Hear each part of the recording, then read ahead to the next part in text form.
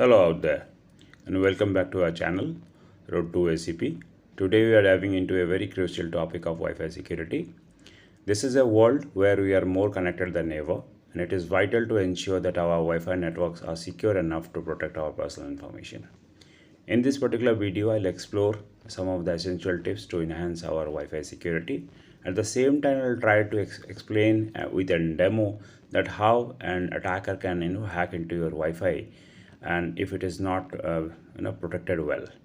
So if you just there are three images before you, and one of the images is very much known to you. If you just go and put your Wi-Fi setting on, then your Wi-Fi, your mobile phone Wi-Fi basically try to find out all the SSID that is available to it. This SSID is nothing but the service set identifier or the broadcast name for the routers, which basically try to broadcast their name that I am available for you, and if you have got the proper key, then you can connect it to me. Okay, so while doing such connections, your client basically send some kind of request to the access point, and this request are called basically sum up in a handshake messages.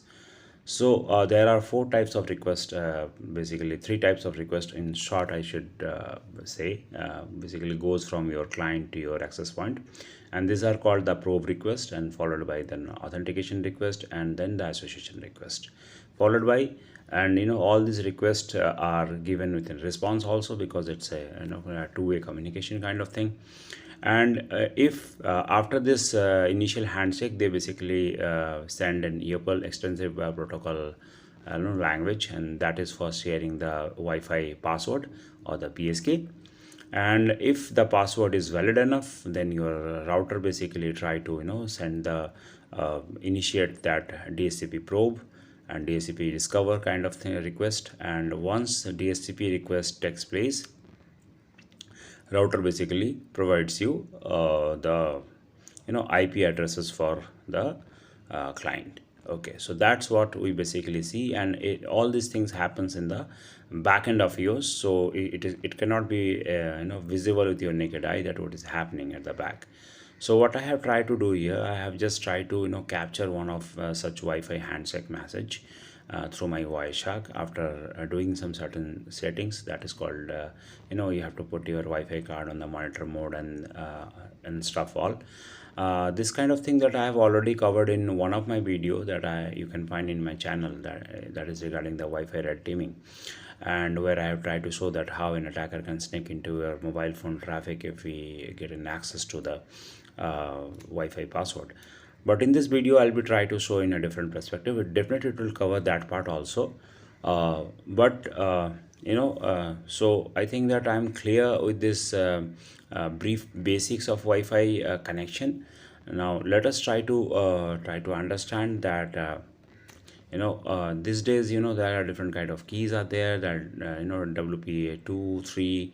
Okay, WPA 3 are now the devices are coming, so they are providing the highest level of security, but unfortunately most of the devices are still on WPA 2. Okay, so in a short time I'll show you that how that Wi-Fi message exchange or the handshake basically takes place. And just stay tuned. I hope that it will be a fun video to go along. So let me turn on my my Wireshark, and I'll show you that Wi-Fi handshake. Okay, so this is that. Okay, so it is turning on. Just bear with me. Okay, so this is that Wi-Fi exchange that I have tried to capture the Wi-Fi packets, and you can see right before your screen that we can find certain SSIDs. Okay, and all these kind of things, that what happens, and what I have made you understood right now, that Wi-Fi basically send different kind of requests, and these requests are nothing but that association request, probe request, and authentication request, and then the EOPL messages Okay, so you can see that the acknowledgement are there. Okay, the probe request is there, the probe response is there. So whatever I have told you, I'm showing you right before your screen. Okay, so this is a clear hands-on for you to understand the nitty-gritty of the Wi-Fi connection. Okay, if you want to dive more, then you can read the RFC for the Wi-Fi securities, and at the same time you can read about the I802 802.11. I think the protocol, it's based on the protocol. Okay, so you can read more about that, but considering that this will definitely suffice the knowledge that you require regarding the Wi-Fi connection. So let's move ahead, and you can see the messages from 1 to 4, because there are 4 type of messages in UPL messages. And this message basically, when this message basically travels, then they try to share the password, Wi-Fi password. And if your Wi-Fi password is correct, then they will ultimately goes further to initiate the DSCP discover, and then the DSCP association, and kind of stuff. So ultimately your Wi-Fi router will provide you an IP to further work with. Okay, so I think this part is completely clear to all of you. Okay, so now let's proceed and try to understand that what an attacker can easily do to get into a password. So since I have an right now I have a Windows system, and so I'll try to show that how Windows basically stores your Wi-Fi password and what it does. So if you'll just fire these commands in your window machine, then you will definitely have all the Wi-Fi access point available to you. So right now there are 2 access point available to me. One is my phone hotspot, and second is the my router. So I'll just try to export one of the profile of the let's try to export the profile of my Redmi 9 Prime phone. And you can see the command is very simple. It is net shwrn export, and the profile, you have to give the name of the profile that you want to export, and at the same time the folder in which you want to export that profile. So I'm just doing the Wi-Fi profile exporting from the Windows.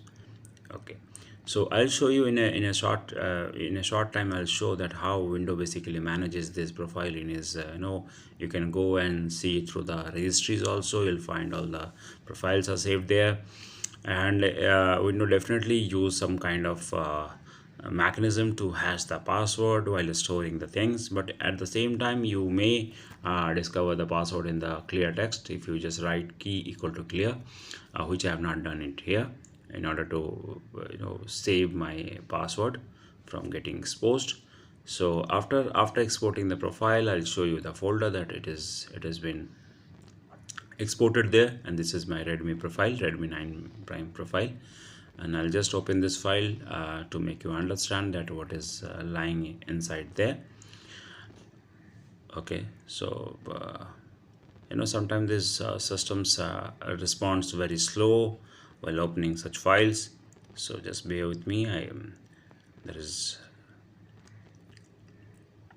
this Notepad++ is being extensively used, so the number of files is stored there. That's why I think it's taking time. So you can see that this is the Wi-Fi profile format, and you can see the key is in form of a hash. And as I told you that if you just try to extract the key in the clear form, then you can have to just write key equal to clear. So this is the Wi-Fi profile format. Now suppose just take it reverse. If I just want to replicate all these things, like I'll store some Wi-Fi profile, and I just will try to generate multiple profile through Windows and try to access them, then I can you are definitely getting me to my point that we can definitely hack into someone's Wi-Fi easily. So there is a very popular module in Python, and that is a PyWiFi. And if you have not used this module, then I'll recommend that you go and must use it. And there is a very quite and a good documentation over here. So what I did, I just try to the PyWiFi module will try to give you the leverages that in which you can create your own profile, delete the existing profile, again recreate the profile based on different password combinations. Okay, At the same time, it will definitely list the interfaces that are available to you. So that is a very good way of cracking into the Wi-Fi without using the tools like the Airmon NG or Kismet or Wi-Fi. Okay, those two are definitely there, and they are very powerful tool, but they also requires you to do certain arrangements before hacking into the Wi-Fi system. But this particular method requires nothing. You just have to have your Windows system, and you can just proceed, and you can generate the Wi-Fi profile through this module available. Now in C, I have just coded a script based on this particular thing, and I'm just launching my I just try to show that what kind of things are available to me right now, the Redmi Profile 9. So I'll try to crack into my Redmi 9 profile. I am not trying to hack into the profiles of others, of my neighbors. That is strictly no, because I've always mentioned that whenever you have a knowledge, then you should have more responsibility towards it. Okay, so I'm just putting the name of the SSID as my profile of my phone, and I'll started the uh, cracking. And definitely this cracking will take certain time, because it totally depends on the complexities of your password, and at the same time the what kind of word list or what kind of brute forcing method that you are using. So what I am doing at the back of it, as I have told you in my Wi-Fi model, that I am trying to generate different kind of profiles having different kind of keys, and those keys will be tried and try to add into the window profile, Wi-Fi profile of Windows. And if this Wi-Fi profile is valid, then Windows will definitely uh, give us the access to the Wi-Fi access point. Okay, so this is going to be and this is going to take some time. You may choose to speed up, because I have not skipped a single portion on the while making this video, because I wanted to make you see also that how much time it takes to break into my hotspot password, which has got a medium low to medium degree of complexities. So you can see the requests are going, and all the password which are being tried by that program, and profile are being created, but this profile are, that's why the password cracking is being failed. Okay, so this is very interesting, and I find this method is very interesting because it doesn't require any special hardware from your side. You can have your laptop, you just have you just have the Python installed and done. So I'll just speed up this portion. Okay,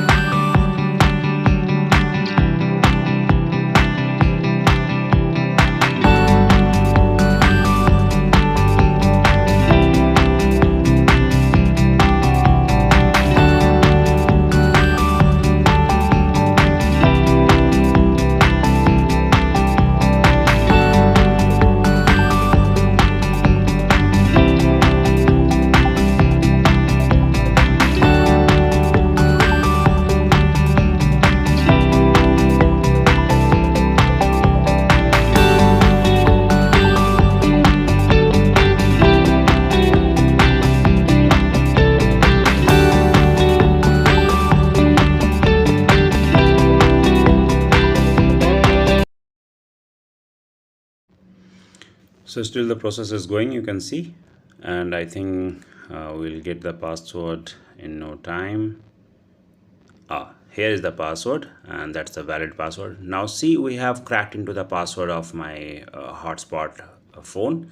Now what we can do further? Now suppose that attacker has got your password, then what he'll do, he'll just try to, now he's into your network. So what we'll do, he'll just switch his Wireshark in monitor mode, and try to put the extracted password in the protocol list as a decryption key. So you can just follow along with me, and if you just doing the things at your end. So what I'll do, I'll just try to put that password into this protocol and decryption key. See, I have used and pre-captured packet having the different SSID and the Wi-Fi password. And now once I have that Wi-Fi password and things ready, so I'll try to see that what kind of browsing are being done by that person or the clients who are connected to this access point. Okay, and that is the scary part. So that's why it's very important, guys, that you have to keep your Wi-Fi password is like the key to your home.